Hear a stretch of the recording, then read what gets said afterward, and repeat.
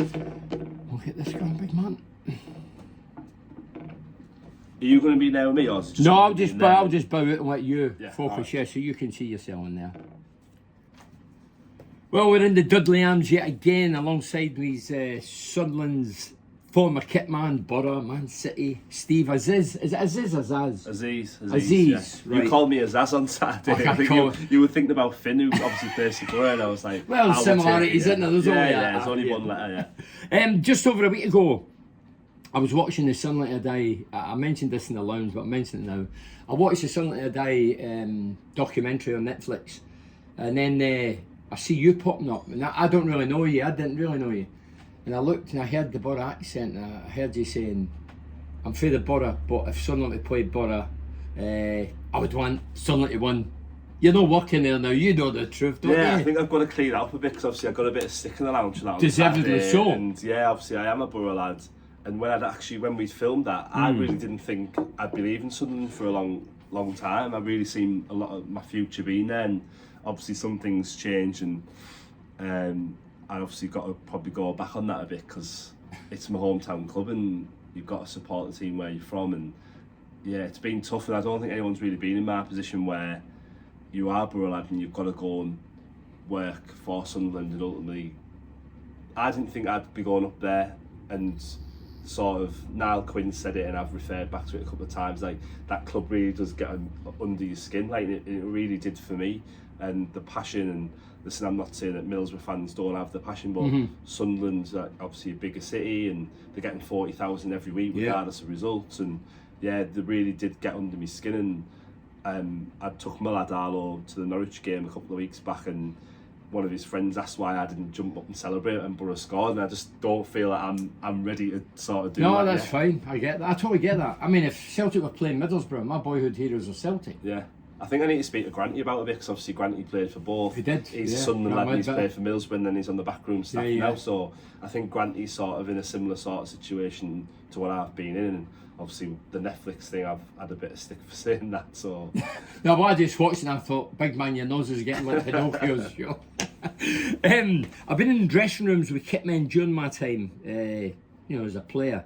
They're usually elderly, miserable, moaning fuckers. I've met one or two at Middlesbrough over the years, but you're totally different. Young, vibrant, like a laugh. I'd say that's a bit of the cliche kit man, and again, some that I've seen over the years, I've been that way, and I sort of want to be a different one and take them little bits from them that I needed to take from them, like how to do the job and how to be serious when you need to be serious, because there's times in the dressing room where you've just got to be, you've got to know what to be able to do and how to do it. And I've seen people come in from different environments and not know how to be, if they don't sort of come from a football background. And there was one time in Middlesbrough we'd had a physio, I think he was an intern, bit of an older fella, but he didn't really know how to be in the dressing room, and he had his phone out and that is just not allowed, and you only know that from experience and what the kit man is telling you, this is how you need to be. And I'd sort of seen these interns and people without football backgrounds, and I'm looking at it and I'm thinking, wow, that's not acceptable. And unless you've been in that environment before, you don't really know how to carry yourself until you've got the experience. If I was, I told you a story on Saturday, I'll not name the guy, but I remember it was pissing a rain and I wanted to go and do an interview. I was doing Borough TV, and my job was interviewing players, past and present, and I went to interview Stephen Pears, and I said to the kit man, listen, I had a suit on. I said, listen, can you give me your kit, some kit? Pissing a rain. He went, no, and I went, oh, you're a prick. What was that about? Do you sometimes think it should be? I think sometimes you just got to be, you've got to treat sometimes that stuff as your own, because if you essentially run out of kit, and if you're giving kit away to, say that happens 2, 3, 4 times a week, and you don't return that kit, and you end up being left short. Right. Because people do think if you give them a bit of kit, but imagine through the season, if you get 20 people come to do interviews and take that kit away from you, then your 20 raincoats, jumpers, t-shirts, short. So when it comes to it, you just don't want to be left short. You don't want to be telling anyone no. What you should have done was said, I tell you what, Bernie, I'll borrow you a bit of kit, just make sure you bring it back for us. I'd have given it back right away. I've no what intention of taking it, I just wanted to protect it. Some people myself. would have took it. Some people would have thought, Middlesbrough Football Club, we've got loads of kit, I'll have this. Or maybe he had the Glasgow accent and thought he's a thief. All right, I get what you're saying. Your career started off at the Borough. Your mother worked there Yeah, for many years, Elaine, character. Yeah, she'd been seen a couple of times on Borough TV. And I think she actually might have sworn Soccer M once, and Probably. Helen Chamberlain, and back in the day with Tim Lovejoy, where there was sort of a bit of a thing that if they went to Middlesbrough, they were sort of looking out for Elaine, and yeah, she was a right character, and she sort of made, because she moved to Rockcliffe when it opened for the first time, and she sort of made that kit room her own, and that was sort of the hub for the players, and the boys would be in there, newspapers in, coffees on, kettles on, Laney's in there. Lads had grabbed the kit, popped their head through the hatch. Obviously, you've seen the hatch at the at the training ground. Pop their head in, Laney, get the kettle on, and just go and get changed. Stewie Downing, he was one of the main culprits because he just similar areas in Middlesbrough, Council Estates, and just good fella. And he'd be like, Laney, put the kettle on, come in, I read the paper, have a bit of crack, and it really was. And I've not seen it anywhere else that I've been, obviously Sunderland or Manchester City, where this is sort of the hub. There's a warmth there. Everybody. There is, like, everyone's together, everyone's comfortable, trust each other, what you can say, like, and nothing will get out. Because a lot of the time, some of the boys would be really conscious, like, especially now stories getting in the press and things that are said. But yes, a lot of players would find that they'd sort of gravitate to the kit room. Brilliant. It's a good story, that. Stewie told a story. I was doing a talk with Stewie last year, and Stewie told a story that under Aitor Karanka, if I named a speculated team, I used to do a column in the Gazette, and if I put a speculated team, I would never ask any player. But I think this is back from Stewie's first time as well, because I remember being in there when Stewie was in there, and you used to do that for the Gazette. Right, so you tell a story about Stewie then. Stewie had flipped the Gazette over, and you hadn't put him in the team that you were guessing for the Saturday. Guessing, I was guessing. Yeah, guessing the team, and Stewie maybe had an off game the game before, and you might have dropped him, and Stewie would flip it back over and just be like, oh well, Bernie hasn't put us in the team. No, but Stewie told a story where Karanka actually, Karanka used to think that I was getting information from some of the players, which I wasn't. That's a definite no. And Stewie used to say, I used to sometimes dread if I was in a team, he'd probably put me on the bench. That's what Stewie says in front of a live audience, and I thought, wow. Yeah. Much dealings with Karanka? No, I wasn't there. Oh, you weren't there? Oh, right, gone. so it was your mother. It was your mother that was dealing with it. Funnily enough, I'd met him when we played Middlesbrough. I was working for Sunderland, and I think Granty might have introed him, and he got on really well with Elaine, really well. She really liked him, and obviously I think he's probably had mixed reviews from a lot of people, but he was really well received by Elaine. Obviously, they got promoted, and that day that they got promoted, I was actually working for Sunderland, and the lads had an after party at the Dickens the next day, and Johnny Woodgate had FaceTimed me. We were out for food with our friends, and we'd already been celebrating the night before. Right. So the girl, like, we're gonna have to take the girls out and like have a bit of family time. Yeah. Next thing, phone goes, Johnny Woodgate. Stevie, get Elaine down here now. So I had to go, and I was like, go to my missus. I was like nearly black bagged because we've gone out with the Borough lads. I was like, we're just going to take Elaine down, a couple of drinks. So we sort of, me and my best mate, Mano, we've used Elaine as sort of an excuse to get down. We're going to have to take Elaine down. The boys want to see her. So we went down to the Dickens, and it was close to a private party for the Borough lads. And people that had seen a few videos, and I think Adam Clayton was singing on the roof, wasn't he? Yeah, I remember that. Yeah, so we were there with Elaine, and I rolled in a ridiculous I was in the doghouse for a couple of days, but it was worth it, because like I said previously, you don't know when these times are going to come back. Of course. So I feel like when these times happen, you've really have got to embrace. That's my excuse anyway, and you really got to. So outside looking in, what does the job as a kit man, what does it really entail? How difficult is it? How hard is it? As a player's having a go at you, anybody getting frustrated? How does it go? What's the whole job? I think firstly, I probably didn't really understand it, and I thought like I don't really know what am I going to be doing here? Am I going to come in and do some washing? Am I folding? Am I drying? What am I doing? And obviously, I'd come in with Elaine, and she was the laundry woman. She was there for over 20 years, and I initially started blowing a few balls up and getting the equipment ready, and then that quickly moved on to packing the metal skips up that you see for the games, and the under-21s were playing at Billingham Synthonia at the time. Well, it was a reserve team then, it wasn't the under-21s, you'd have like senior players playing in them games. So we'd go over to Billingham Synthonia where the Borough reserves used to play, and with the kit skip, and then you'd have a roll of kit with everything the lads need, and you'd put it out, and that quickly moved on because the lads started wearing base layers and started wearing shorts, and then they wanted all the gear, and next thing you know, you're not just taking one metal skip, you're taking a kit van full of kit, Right. and that's wet jackets, tracksuit bottoms, jumpers, underpants, socks, tennis socks as well as football socks, and then you're taking the shin pads, the boots, and you really need to make sure that you've got everything there. Next thing you know, you've got a checklist and you make sure that you've got everything you need. And yeah, I think that hours are really tough because you've got to imagine that I've got to be the first one there in the morning. And So what time did you get there then, in a normal day? We'd be looking at like leaving the house at like 6:30, 7 o'clock. Seriously? Getting in at 7:30, and then you could have even like this season. I've had one player come in this season.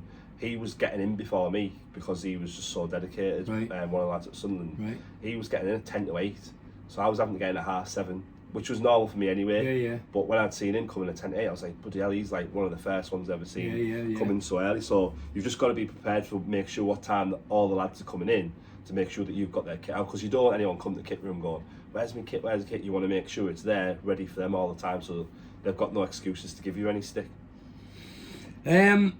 As a Borough lad, Borough fan, how did it feel dealing with your boyhood heroes?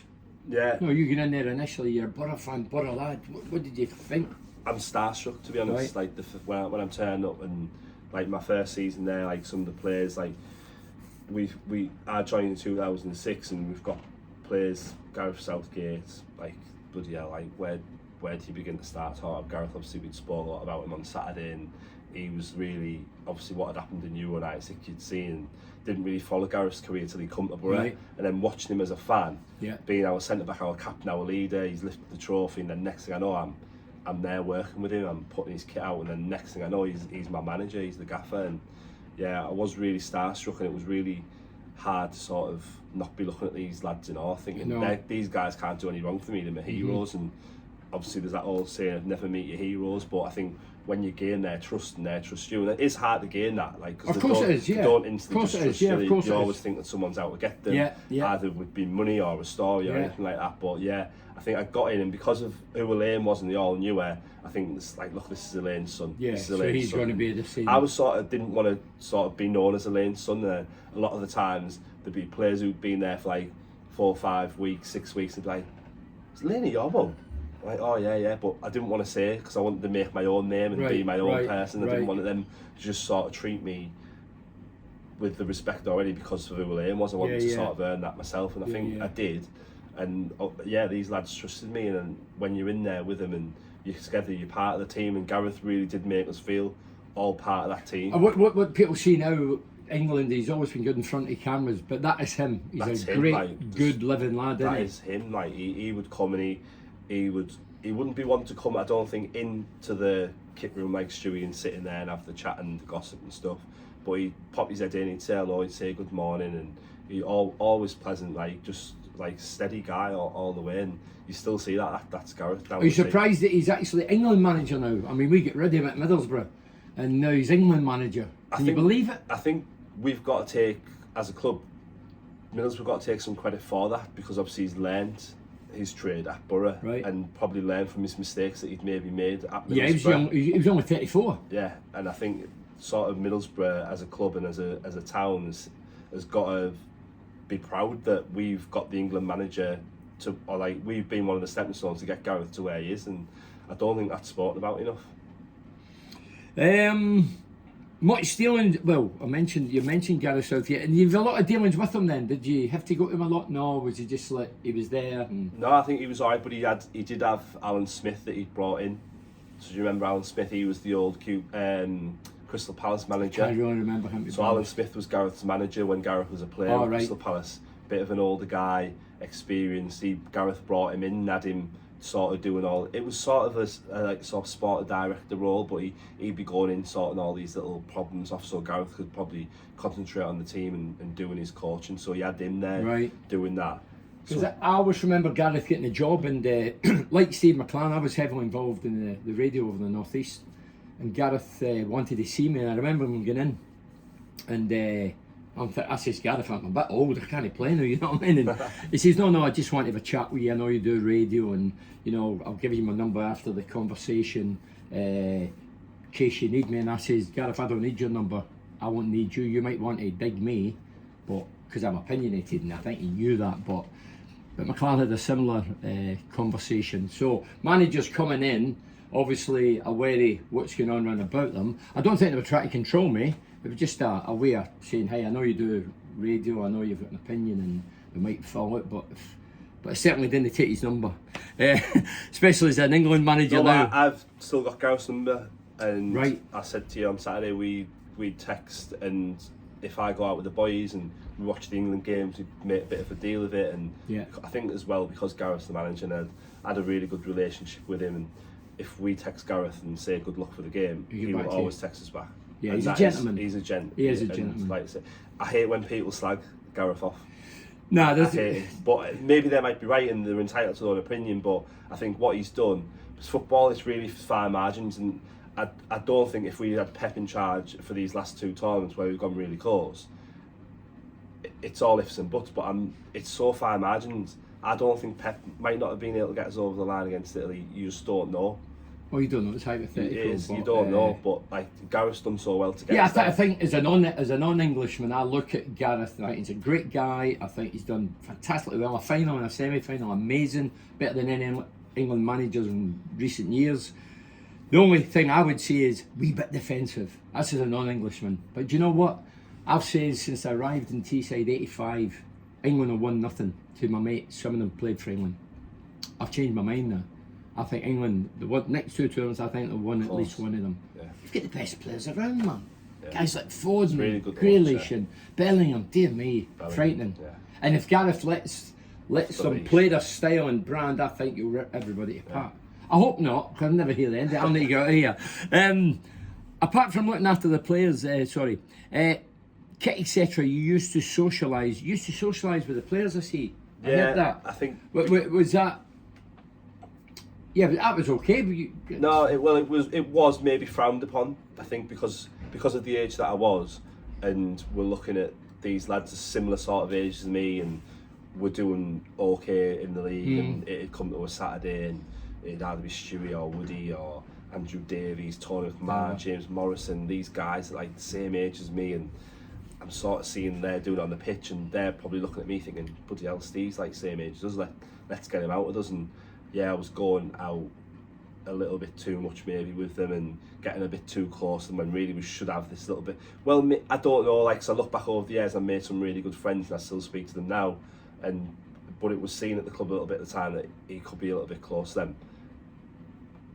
I don't know. Yeah, I don't really think it's a problem. I don't, as you say, same age. Yeah, same age, and I sort of realised over the years, because I think the kit manager said to me, like, these lads, they're just probably using you to get, like, not using you, but they're not your friends. Like, if anything bad happened, they'd drop you like that, and they'd throw you under the bus if there was something wrong, or if you'd forgot the boot or something in the first chance. But I still speak to these guys today: Tony McMahon, Andrew Davies, Mozza, Andrew Taylor, I know similar age as me. Like, so I did sort of find it hard distancing myself when these guys are similar sort of ages. I think if it was any other line of work, and you were the same age as these people and you're going out, it's no problem. I don't think it's a problem. Yeah, I really don't. I struggled over my time as kitman sort of to distance myself with these players. So when you went out with them, did you, the buds were coming up, you know what I mean? I'm a big new centre forward side.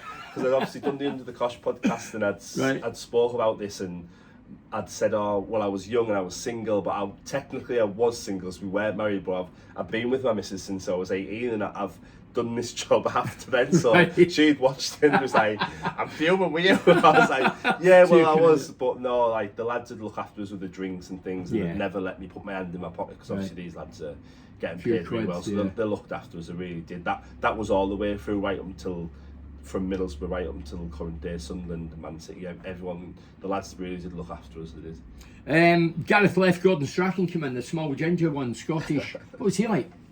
That I look back on the time with Gordon, and I think in the time when I was in it, I wasn't really having it at all, because I'd gone from Gareth, who was really nice gentleman, and gone from Gordon, was really sarcastic, liked the laugh and the joke, and loved to mess around. And obviously I remember us being in the dressing room with Wheats one time, and he was really digging Wheats out, and Joe Bennett, remember the Joe Bennett, the left back? Joe Bennett, I think, was on the bench, and Joe Bennett was like feeling sorry for Wheats a bit, and he was like giving him this like sort of puppy dog eye look, and Gordon's like, what, you looking at me like that for? I was like, bloody hell. And then there's a story about Mark Yates being on the bench, Remember Mark Yates, the winger? Yes. With the Championship, and I think we played Newcastle, and someone had lost the runner for a goal, and after the game, Gaffer dug Yatesy out and said, "Oh, you didn't track your runner." And he wasn't even on the pitch. He was on the bench. Is that right? All the lads like Gaffer Wow. wasn't even playing. Wow. He was just like, "Well, we'll skip over that." And yeah, it was tough. But looking back, I don't think he's been my worst. But at the time when I'm in it, I'm really he's only my second manager. I'm thinking, bloody hell. Like, so only back I'm only Gareth, comparing him to Gareth, but difficult. now I'm what 20 managers in. And I Yeah. look back and I don't think he was that bad really. You told the story about a jacket. Yeah, so we didn't really get off on the greatest of starts with me being his kit manager. We'd gone to Crystal Palace away, really small dressing room, and like I said, he likes to laugh and a joke, and he was sort of digging me out a bit. And I've got 20 players to look after, and my priority firstly is these guys. And I think we had Justin Hoyt there, and the lads are looking for the stuff, and I'm making sure that they're ready to go out on the pitch because they're the ones who need sorting first. And Gordon pipes up a couple of times. He's after a bench jacket because it's a cold day, and I'm like trying to do this and I'm trying to do that, and my head's spinning a bit. And again, I'm young, I'm inexperienced in this role really. I've been doing it for like 3 years, and my head's spinning. I'm like trying to like please everybody. I'm trying to please everyone. And Gordon's gone again. He's like, "I'll get this coat that I've asked our kit manager for any minute now. Like we're just getting ready to go out," and he's giving me another dig, and the staff are like having a bit of a laugh and a joke about it, and I feel like everyone's looking at me, and just to sort of fire back, I've said, "Oh, Gaffer, we've only got men's sizes."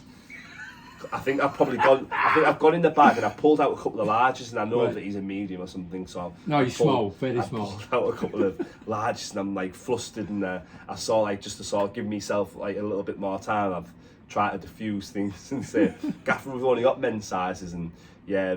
He didn't say anything at the time, and I didn't even realise how bad he'd taken it. But he pulled me in his office on the Monday after the game. I think we drew, and he was like, "Look, a big man, you can't." Obviously, the Scottish side's either big man or big man. Yeah, big man. He always give me big man, and like, "Big man, look, I can't have you doing that to me in front of the lads." And but you didn't mean it.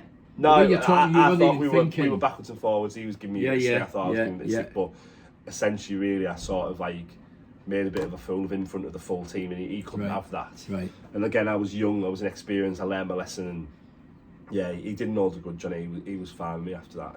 He was fine. I heard you like Mido. I mean, I heard stories about Mido from the outside. I heard he used to bring his Rolls Royce packet right outside. He asked somebody at the club high up, could he land a helicopter, whatever. Well, just on the helicopter one, he was living in Harrogate, and I think Harrogate, Houthie was out in Harrogate, Gaz O'Neill was out in Harrogate, I think Matty Kilgallen was out at the time. He was going around the boys trying to get like a team to get a helicopter. Like obviously, you know, some of the boys do car shares. He was trying to get a helicopter share because it was like a good hour and 15 minutes. Oh wow! So he was like, "Come on, let's get a helicopter going." And some of the lads sort of like, we couldn't be seen doing this. Like maybe it's a one-off somewhere, but like you can't be getting helicopters into Rockcliffe. But yeah, I got on really well with him, and he was one of the ones who did come into the kit room for a coffee. But so was he a big time Charlie? No towards you. Or... I think all the lads have got that in them.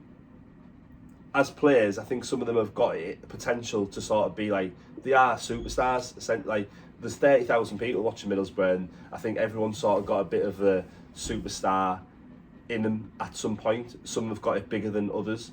But I played in a Middlesbrough team with local lads, and there was 8 internationals. If anybody give it the big time, there's no way they get knocked down. I don't think maybe the money makes them big time. Maybe the it was swagger. the money. Maybe the money, the swagger, the cars, the poppy drive. Imagine driving the Rolls Royce. You think you are the man. If you were driving the Rolls Royce every day, you think. I had a horse and cat when I was at Middlesbrough. So he'd come in. Elaine refused to make him a coffee because she didn't like him. She didn't like his attitude. But maybe I didn't see that, and I just seen again Mido. Yeah. He's here. He's the big superstar, and I'm probably in awe of it. So Elaine wouldn't make him a coffee, right? But I would. And he'd come in. Stevie, please make me coffee. I need coffee, and I would do a little coffee, and he'd go and get changed, come back, and we'd have a bit of a chat. And yeah, he offered me a job to go and work for him, driving the Rolls Royce around. And you became his chauffeur? No, he asked me to, but Elaine wouldn't let me. She was like, "You're not doing that." He offered me a bit more money than what Middlesbrough. And he was like, "I want to take you away from this," and he was like, "I really like you, like, and I see what you're doing. You're a good guy. And does your wife want a job as well? I'll give her a job." They had an annex in the grounds of the house, Wow. And he's like, you can come and look after, your wife can look after the kids, you can come and drive me around. And Mum was like, come on, what are you thinking? Like, he could be gone in like 6-7 months, whatever, and you're going to be begging to come back to the club, and you've got a job essentially here for as long as you want it. And yeah, that's sharp, got knocked out of us. Yeah, I heard the story. You don't need to confirm I remember hearing the stories before you were at the club that your mum was there, because she was there for many years, wasn't she? And he went on a Saturday. Borough were playing away in Meadowood and a slight injury, so he went to the training ground this Saturday. Elaine's not there because the kit men woman have time off as well because it's a away game. And he went there and it was locked where he gets his kit from, and he booted the door down and got kit. Yeah, I remember being there with Elaine when she got a message from someone saying, "Oh, Meadows kicked the door." Because normally I think we put the kit out. If they're going to be on the weekend and there was no one going to be there, kit manager was away at the game, Laundry was off for the weekend, we just put their kit out. We'd find out it was out, and I think for some reason or another he didn't get his kit left out, so he'd smashed the door down, smashed the door down. I think Keith Lamb had found him, and maybe a week's wages for that. Right, yeah. I just and then thought it was like, I think we'd got relegated and Meadow was still hanging around, and it was like really sad times, and the club hadn't been relegated for a long time. They'd been in the Premier League for a long time, and he'd got Ferraris delivered off the back of a low loader, and he'd come in shouting, and he's like, "Stevie, have you seen my Ferrari?" Was somebody squeezing his knackers? You know, that's what he used to do, like really high pitched voice. He was like that, and he was always seen, heard, and be about, and yeah, he was a character. I'd say, yeah. I tell you what, if he had the appetite for the game of football the way he did for the pantry, he'd have been some player. Well, there was a story about the shorts. We had to get these not specially made, but obviously the larger fan. We don't really get bigger than XL in because these are all athletes.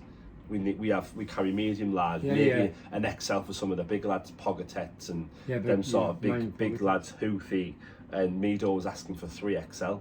So I had to speak to Joe Swinnerton at the shop. I was like, "Joe, I'm going to have to get a couple of pairs of shorts off you for the big man." And he was saying because he liked them big and baggy, but I think really it was sort of... the three-piece suit, done his ass and that. Yeah. You left... hold on. Yeah, I'm hesitating because I thought, is this true? You actually came off the bench one game for the kids team. We had a bounce game. It was international, so it could have been about this sort of time of year, international break. We were playing Leeds, bounce game. We won like a really close one, so we obviously went to Thorpe Arch at Leeds, and we'd still had the kit manager at the time, and I was the assistant, and I was covering this game, and the kit manager said to me, "Oh, make sure you take your boots and your gloves." I was like, "Why?" He's like, "Because they're not taking the sub-keeper." They're like, we had no... I think Schwartzy was away. I think Ross might have been with the under-21s. So it's international break, so all you squad, they're away. So Brad Jones obviously hadn't been called up for Australia, and he was playing the game, but we had no sub-keeper. And I'd played a little bit, and I was okay, but not probably of the standard to make it. I'd played in the academy, Middlesbrough, a couple of times, a couple of trials, and then I sort of played Billingham, Synthonia semi-professionally a few times. So I was okay, and Alec I'd trained with the players a couple of times when they were short. So my boss was like, "Take your boots and gloves." We get a Thorpe Arch, and no sub-keeper. I'm sat on the bench as kit man. I think Dennis Wise and Poyet were at Leeds at the time. They had Tandre Flo playing, Fabian Delph was playing for them. So it was decent. It was a decent standard. Yeah. And Brad's gone up to catch a ball. Big man Flo's given him a lazy elbow, bust his nose. We've made it to half time, and the lad's like, "Stevie, you're gonna have to get stripped." Get stripped what? I'm like, "Yo, you playing?" Like, "Nah." "Yeah, you're playing." So I'm bricking it now. Did you think it was a wind up? I thought like, "Nah, Brad will play, like it's just a broken nose." Like, "No, Brad can't breathe." Literally, he's done his nose like that, he can't breathe, he's gonna have to come off, you're gonna have to go and goal. Still I'm thinking it's a wind up. The next thing I know, shin pads are on, boots are on, gloves are on, and I'm out there. And I remembered, I think it was Dennis Wise, and saying like, Steve Agnew was the manager of the reserve team, and he's asking like, "What are you doing waiting for your keeper? He's there." I'm like, "No, that's our kit man." And I'm like, "Yeah, I'm playing." Yeah, I shit myself, absolutely bricked it. And did you keep the jersey? Yeah, I kept it, I signed it for my dad, yeah, so we still got that, yeah, it was nice little touch. To play for my team, like, obviously I know it was only a reserve game and it was just a friendly match, but obviously to play for my boy team, like, I'll a lot closer than a lot of others have been. If the players went abroad, did you travel with the lads? We've done a couple of pre-seasons with Middlesbrough. Where'd you go? I think we've done Portugal with Middlesbrough, Germany with Strachan. We'd had the pre-season. Did you hear about the pre-season? Go on. Gordon Strachan had come in and we'd had 2 weeks off, and then he took us to Salamanca for a week, and then we had another 2 weeks off. So in the middle of the break where everyone's going away on holiday, wherever here and there, and having 4, 5, 6 weeks off, Gordon Strachan thought it'd be a good idea to let us have 2 weeks off and get the lads all back. I think I do. And we had Julio at the time. Julio had gone back to Argentina. Okay, yeah. He was expecting him to come back and then go back to Argentina. Well, Julio didn't come, so you got fined 2 weeks' wages for that. Wow. I do remember that. I think Julio was the only one who said, I'm not coming, but the rest of the lads obviously didn't want to sacrifice. You ended up going to Man City. Was that amicably, or was that a job you couldn't refuse? What happened there? How did you end up at Man City? I'd made a few contacts, one being a guy called James Beaumont, local to the area. He was coming in looking after, you see these lads, boot deals. And at the time, Umbro, he was working, James had been ex-professional, and he was working for Umbro, and he was trying to get a few of our lads, I think Josh Walker, Julio Arca, a few of the lads were wearing these Umbro boots, and I'd built up a good relationship with James, and they were looking after Man City's kit, and he found out that there was a job going there, and he told me about it, and I applied for it, got the job, told Elaine that I was leaving, and she was like, you're not. She was like, I brought you in here, like, you're not going. I don't think she really grasped Man City had had the investors come in and took taking over, spend a lot of money, and they'd offered me a good package, and I couldn't really turn it down. I was like, no, Mum. I was still living at home at the time as well, so I used to drive Elaine into work because Elaine didn't drive, so she was probably thinking, bloody hell, you leaving? I'll need a job. How am I getting in? And whatever, and a couple of the boys got around her and said, look, you've got to let him sort of spread his wings here, and Man City's no better club to be able to be going. They're absolutely huge, and obviously Strachan was in, that hadn't really started very well, and we just had the pre-season, and there was this opportunity to come up, and City had offered me the job, offered me more money than I was on at Middlesbrough, so I couldn't really turn it down, and like I do remember Julio being one of the ones like getting round the lane and saying, look, you've got to let him try this out. Who were some of the players at City when you went? Wow, Joe Hart, Company, Zabaleta, James Milner, Gareth Barry, Tevez, Aguero, just a litter of names, really, like real big. So if you're saying some of the Borough players had egos, what were these like?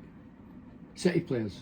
But when I come back, in a different sphere, they're in a different plane. Well, I think on every level, like we're travelling to European games, Champions League, we're staying in 5-star hotels, like I'm not saying Middlesbrough didn't, but we're travelling private jets, and everything's just gone up a level for me, and really, really intense. But my boss, Chappie, who was the kit man, he was a comedian. He was a stand-up comedian, so he's in his 60s, but he's like, he loves it. He's done it all. I think he's done it most of his life. Like I think Joe Royler took him into Man City, and he'd had Sven, who was like, loved him. Sven was like getting him, but Sven loved him as a character. And he had him in the dressing room saying, "Come on, chap, you do this and that," and he'd sort of do this thing that.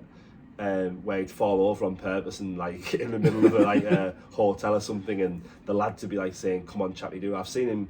I think we were playing away in Villarreal in Valencia, and Chappie's jumped in a fountain because the lads have given him a couple of quid. Like he just, and this is a 60-odd-year-old guy. Like he just do anything for crack and sort of some levity for the lads just to enjoy like something that's really serious. Because when I say we've got the Man City, it's sort of kicked up the level because these are trying to qualify for the Champions League. They're trying to get into Europe and.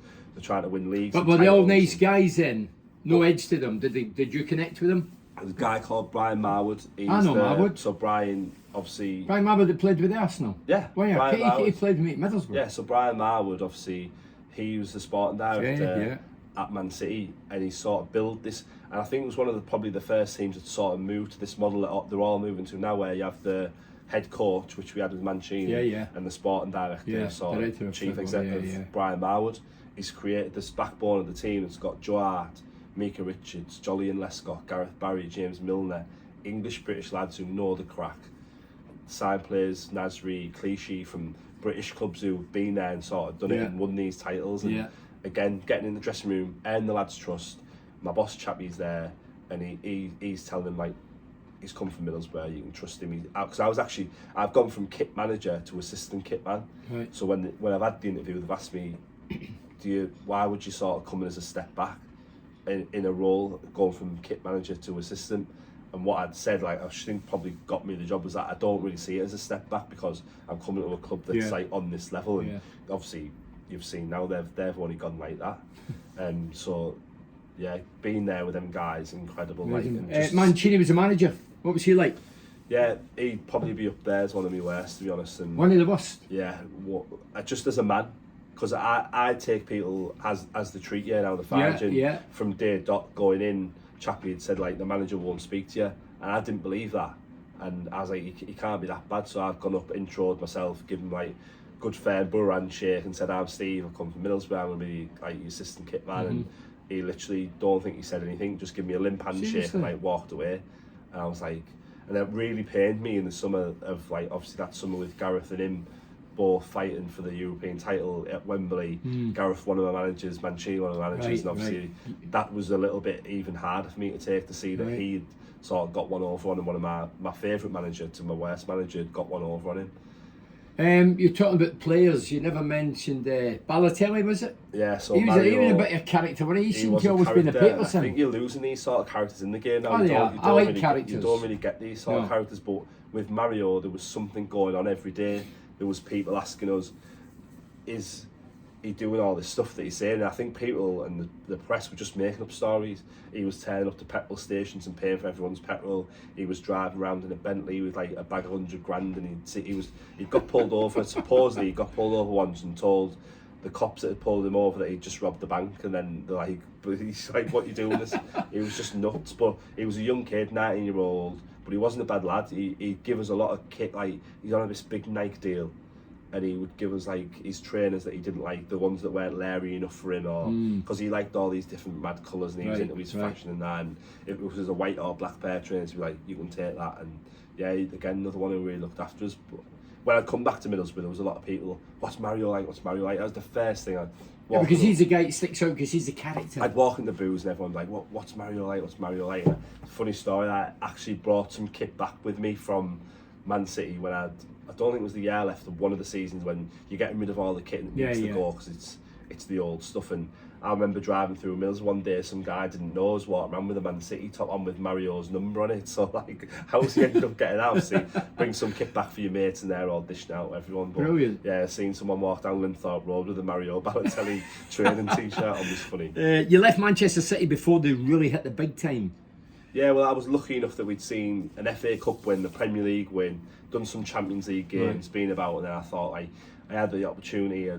We played Sunderland, and I'd met the kit manager there, Cookie, and he was looking for an assistant. And I was getting a bit homesick, and Borough lads like really are home birds. And I've said this to Stewie a few times, like you're always just desperate to get back home. And for me, the chance to work in the Premier League with a team that I didn't know overly too much about, but a girl called, obviously spoke about in the Sunderland Netflix documentary, Louise Waddenless. She'd previously left Middlesbrough, she'd gone to Sunderland, spoke highly about them, how well they looked after her, the package that they'd given her, and how big of a club it was. And I thought, you know what, I can live in Middlesbrough, I can just drive to Sunderland, get paid, and then come back home and have all my support network around me, all my friends, my family, and go to the places we like going. And yeah, I was getting a bit homesick, probably a bit too young in Manchester. I think I was 24-year-old, and me and my partner, now my wife Jen, was just us two there, and sort of didn't really feel it wasn't really home for us. When it was either Sunderland or Man City or Borough, if they were successful, did you get bonus money or a medal, or did you receive anything on the back of I think success? For the FA Cup, I remember we got a watch. It wasn't an expensive one, but it was just nice. The FA Cup, and I think it was 48 staff members at Man City, and we all had the number was inscribed on the back, so that was a nice touch. And then when I'd left Man City, Brian actually sent me up a Premier League winners medal. Did he? So I sort of see myself as the only Premier League winner in there. And I had a bit of stick for this the other day, because someone actually said to one of the members of staff at Sunderland, went, "Oh well, Steve's won the Premier League, I'm like, how many goals did he score?" And that sort of pissed me off a little bit, because I'm like, if you sort of, he was a high member of staff at Sunderland as well, and I didn't score any goals, but if you sort of class this as a team sport, then I'm part of that team. Well, I look at it, I'm a straight talker, I think it's a classy act. Yeah, it was. It was. That really lets nice you touch. know they're Didn't on the have to. level, they're on the even keel, Yeah, they're not. these They might be medals- different money. They don't cost a lot of money. No. The medals, it's just a replica, and obviously the lads all get like the medals on the day. Yeah, yeah. But for the club to send me some, it's just a touch of class, and I I think think it's classy. sometimes people lose sort of touch with football, and people don't see these little gestures. No, but no, for them no. to send me this big club, Man City, Class. huge club, for them to send me a Premier League winners medal, like really hold like a massive place. In my See, I heart. find that, you know, I'd go to Old Trafford a lot with Big Palace, and I just see the classy. They are the classy big club, clubs are classy. Yeah. City, classy. Arsenal, really classy club. Mark McDonald, Supermac. He played for the Arsenal after Newcastle, and he raves about how good they are. The Classy. PR's excellent, top club. Whereas a lot of Championship clubs are. I think it all comes down to money and what you can do, and obviously budgets and things. And but something small like that for me, that was incredible, and something I'll cherish for a long time. You departed City.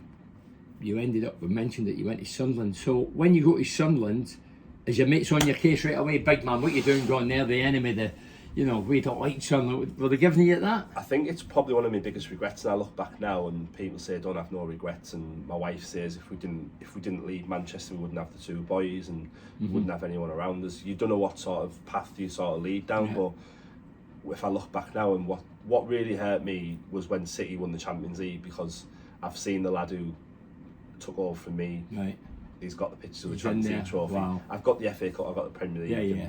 The main one is it's the Champions League, isn't it? It's the pinnacle, and to see them sort of win that, I was happy for them, happy for the boys, and it was just a bit of a tough one for me to take. Did you watch the final then when they won? Yeah, I watched it. Yeah, and the year that they'd lost it against Chelsea, I was like, never mind. And now it was coming. It always was going to come for them. Yeah. So it was a matter of time. But to see it play out, it's been 12 years since I left Man City. So it's been a long time. Been at Sunderland for 12 years. Wow. So it was a tough one to take. But I'm happy for. I've got a lot of friends still there. I'm really happy for them, and it still was. It is in the back of my mind that some of my mates should have been around me a bit more, saying you should really stay there. But in that time when you get the chance to sort of come and live back at home, your gut tells you. I made my decision. I do sort of stand by. But listen, if you wanted a photo European Cup, you could always go down to City. Say, give us that out of the cabinet, couldn't you? You could pose, would let you. At Sunderland, you worked under Martin O'Neill, Canio. They were the first couple of managers, yeah? Yeah, so I've come in with Martin O'Neill, and I'm expecting this great man, and everyone's heard about him. He's a legend, and that. Well, for me, it's because he won the treble for Celtic. Yeah, twice, that's a bit before my time. But obviously, I'm hearing all these stories about Martin O'Neill, and I didn't really see. I didn't really see it. I'm new into it. I'm at Sunderland, and I'm thinking, I'm expecting everything. I see the rugby top, and I think he likes these little things, and he's got this team around him, and I didn't really see. I don't want to say what all the fuss was about, but it didn't really work out for him quite quickly, and before I knew it, he was gone, and Di Canio was in, and that was a whole new ball game. Because I was going to say Di Canio's fiery, wasn't he? I've come from this Italian manager at Man City, and then my next manager, I'm thinking I'm coming to Sunderland. I've got this good British manager and solid guy, and listen, I don't think anyone could speak badly of Martin O'Neill, but then we get this Di Canio character, and from day one it's like these are the rules, and it's really regimented, and I'm thinking sort of reminds me of how Roberto was it like a dictator type thing? Very much dictatorship, and things have got to be done this way. There was no ketchup in the canteen, there was no mobile phones around the building, really regimented. It's documented really well that we'd been in for, I think it was 41, 42 consecutive days without a day off, and obviously that takes its toll on people. Everyone knows these lads earn ridiculous amounts of money, but I don't think it matters how much money you're getting paid to work 40 days in a row. You still need a rest, You need your rest and your recuperation, your time with your family, your downtime, because things just go on, and a couple of the boys, results, when it was going well, that's fine, and I think everyone's on board if you're getting the results, but we weren't getting the results, and we were still in for them days. So a few of the senior players got together. I think they'd made a phone call with the owner, and were like, look, we can't go on. So they ganged up this, in Di Canio. Yeah, I reckon that happened for the outside. Yeah, and they've got him out. Yeah. Were you part of it when they beat Newcastle, when he ran along the touchline and slid on his Italian suit? Dirty knees, yeah. What would they do with the suit afterwards? Did they bin it? They auctioned it for charity, yeah. Oh, did they? Someone bought it, yeah. I think it's up in one of the museums in Sunderland, yeah. You know he was a great player, don't you? Yeah, so my dad's a West Ham fan. Oh, right, okay. Yeah, so my dad's a West Ham fan, so he was like over the moon. He's like, oh, bloody West Ham legend coming to be a manager. I'm like, don't know about legend, like, but Yeah, on the park he was a nutcase as well. yeah, He but played for Celtic, I think didn't it says a lot that he hasn't had a job since Sunderland. Well, I think in the modern world, let's be honest, if you're saying out a site now, you don't get a job. Nah, you need to be a saint now to get a job.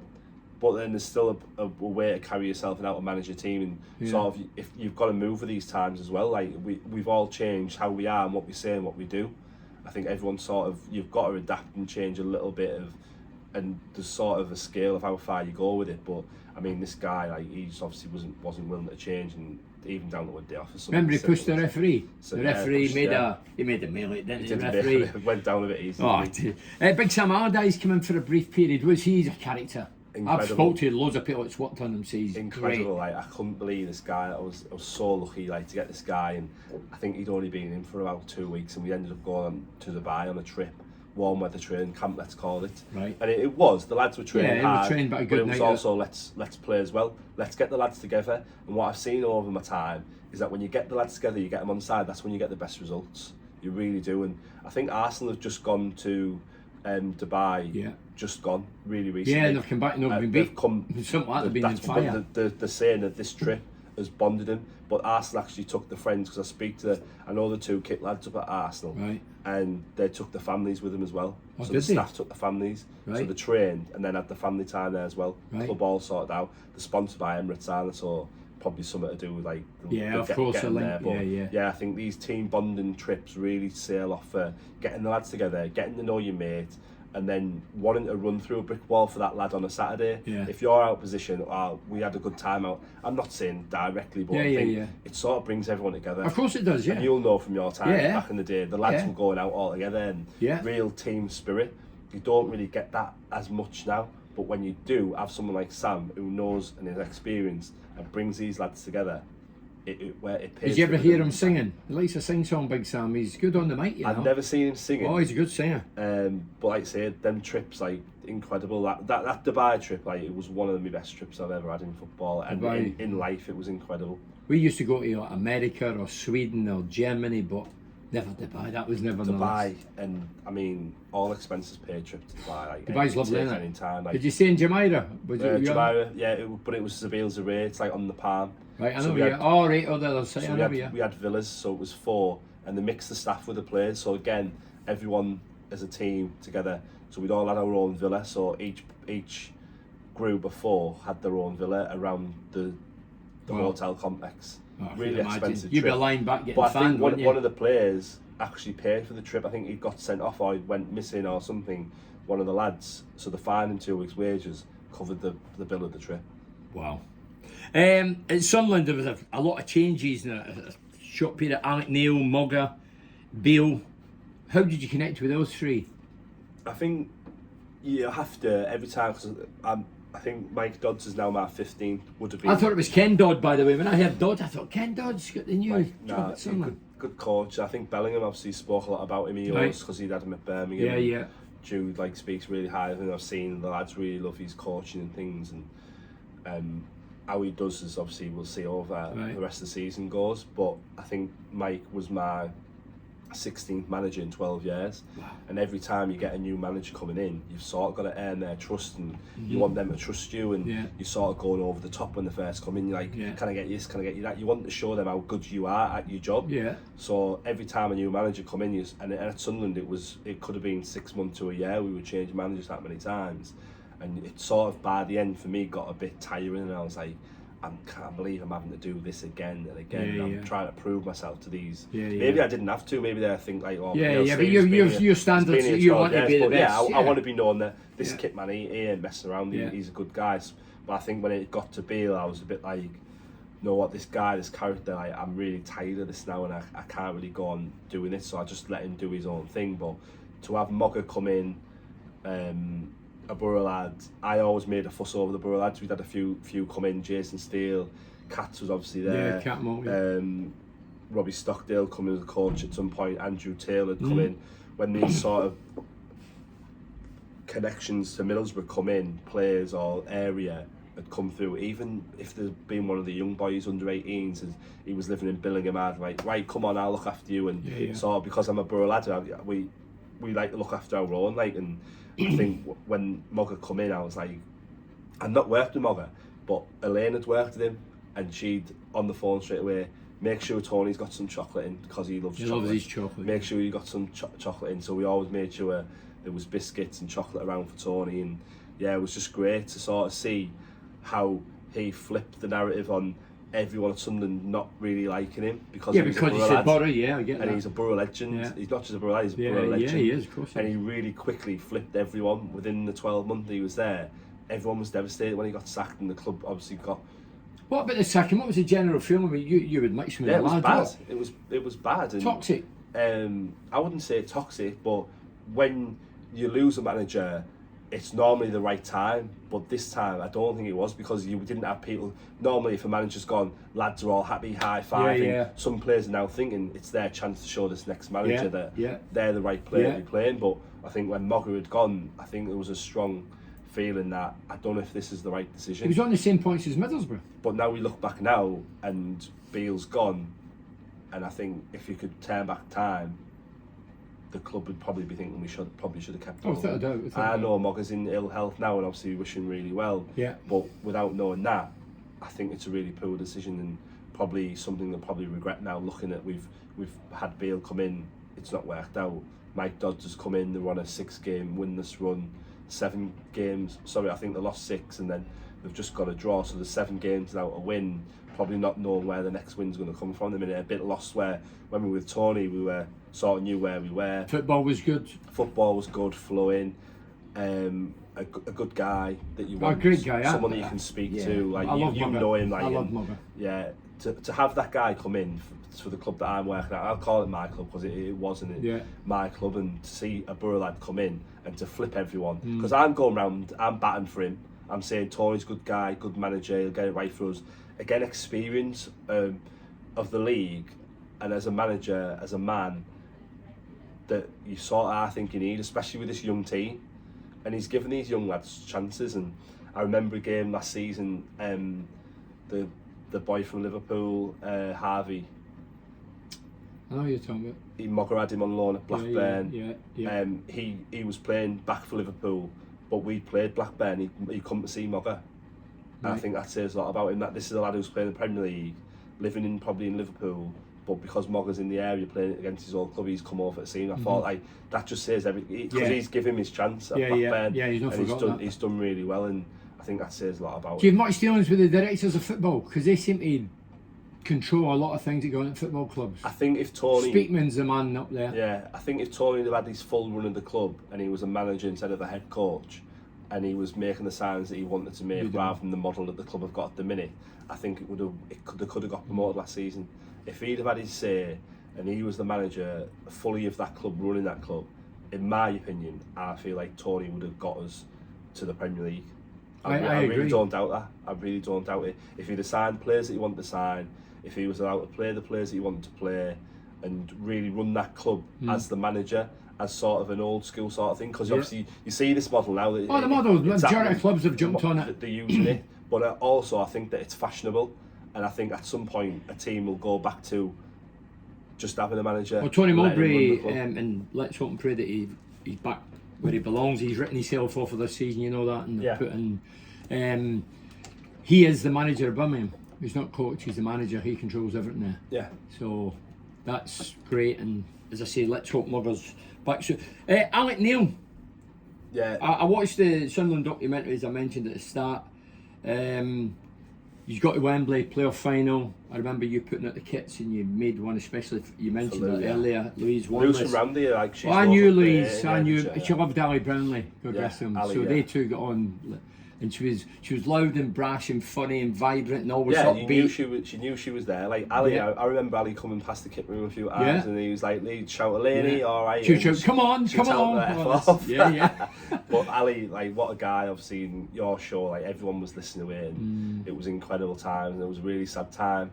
I remember actually Do you know what? I think when Ali passed was the day we actually flew out to Dubai with Sam, and Robbie Stockdale was there with me, and he's like, "If you heard about Ali," and we were absolutely devastated about to hear the news about him, because again, he was a Borough legend, and being a Borough lad, listening to the commentary and the famous "Let's go back around for Palmer," like all that stuff, we love it. But yeah, Alex Neil, incredible.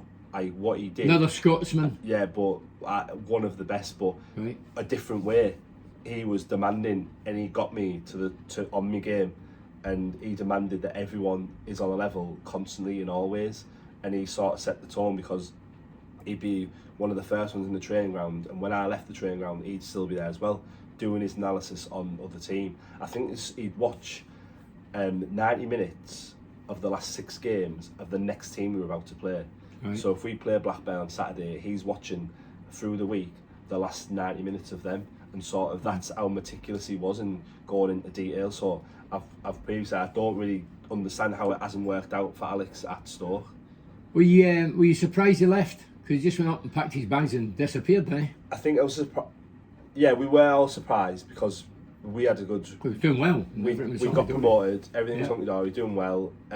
It was again probably not getting the full run of the club, because we've got this model where the sporting director and the ownership they make the signings, and Alex is the head coach, where really he's a manager. Yeah. And if he gets his chance to sign the players and being able to do what he wants to do, on a whole, again, it probably really does wear out for him. So I don't think he really had that. He gets offered that at Stoke. But he must have bought into that. Yeah, he must have bought into it, but then I think you're told these things, and until you're in that situation, you don't really know how it's going to play out. Maybe they're sold in the story of like, you come in and you can do this, this and this, but when you're actually you sign the paper, things sort of are moved a bit. But yeah, incredible man, really good at his job. I think he'll get another job and he'll do well, I really do. But for me, like, he really was good at keeping everyone on top of the game. But there was one time I thought I was really in trouble with him. It was the booze where I go, social club, Falls, everyone calls each other chief.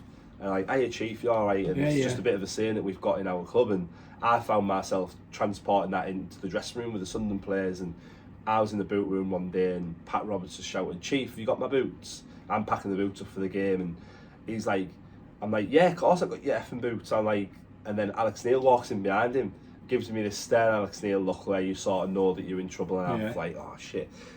So I go out, and he's calling me like, "Come through," and big man again, the Scottish big thing. Man, Why did they call you chief? And I was like, "Oh, just explain the story," and he was like, "Okay." And for the rest of the season, he called me Big Chief. Oh, did he? Yeah, like, nice guy, like a lot of time for him there. He's like, did you think he was digging you up initially? I thought I was in trouble, yeah. Right. And he just gave me like this, everyone know, like this Alex Neil, like eyebrows down, like, "Come over," and I went over, and like, it was just really nice. And we'd got promoted, and he'd sort of pulled me to one side, because he'd sort of asked me if there was any situations that were going on there I knew about from being known as a kit man.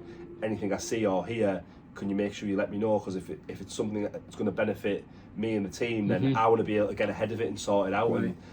And there was a couple of things that had happened, and after the game, obviously everyone celebrated me. Pulled at Wembley, you've got like the manager's office, the dressing room was incredible. I spent a fortune on him. He's pulled me in, and obviously everyone's celebrating, and just a real sort of bit of a serious chat, but saying, "Look, you don't understand how much of a key part you've got to play as a kit man." Brilliant. Letting me know these little things has helped us achieve this today.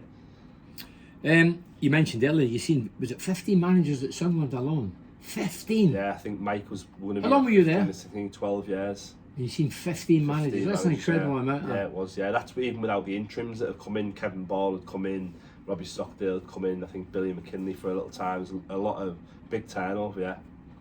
So you left Sunderland. So what are you up to now?